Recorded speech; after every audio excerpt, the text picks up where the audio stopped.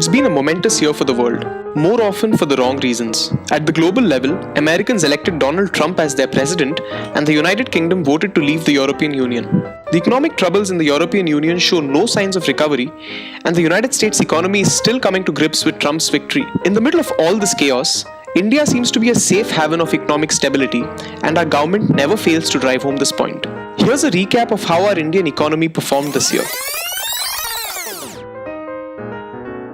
Prime Minister Narendra Modi took everyone by surprise in November by demonetizing the 500 and 1000 rupee notes. The objectives of combating black money and corruption seem great, but questions are being raised over the efficacy of demonetization given the severe economic disruption it has led to.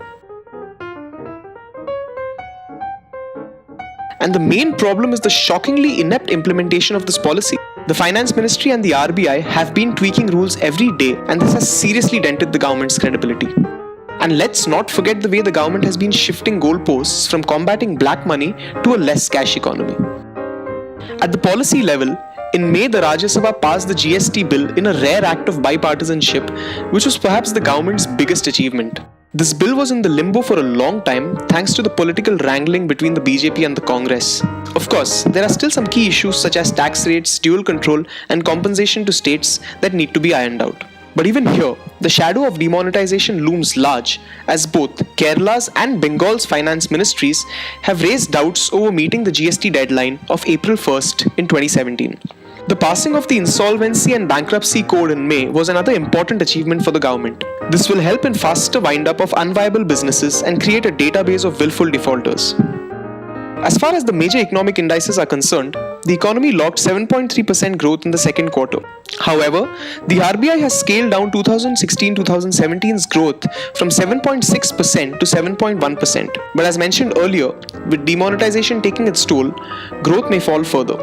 Industrial production has seen a seesaw-like ride over the last year. From a high of 9.9% in October 2015, factory output contracted to minus 1.9% in October 2016. Since January 2016, factory output has been in the negative territory in 5 months, which shows weaknesses in the recovery process. The discrepancy between the IIP data and growth figures has also led some to question the quality of data put out by the government.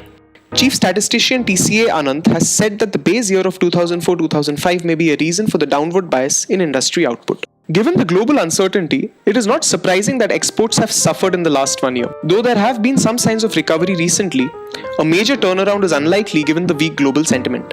There is some good news on the retail inflation front though, with prices falling continuously since July 2016 and touching a low of 3.63% in November this year.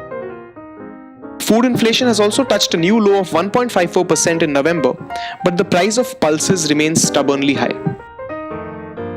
But despite the falling inflation, the RBI has kept key rates on hold and did not oblige with a rate cut in its latest policy review, which shows that it is still worried about inflationary pressures. After years of stagnation, agricultural growth has looked up this year, posting a 3.3% growth in the second quarter. But given our reliance on pulses imports, analysts have argued for a shift in focus from cereals to pulses. Bad debts of banks, especially in the public sector, was another major issue that hogged the headlines this year. Former RBI Governor Raghuram Rajan led the crucial initiative of cleaning up the balance sheets of the public sector banks. His unexpected exit from the RBI also made big news.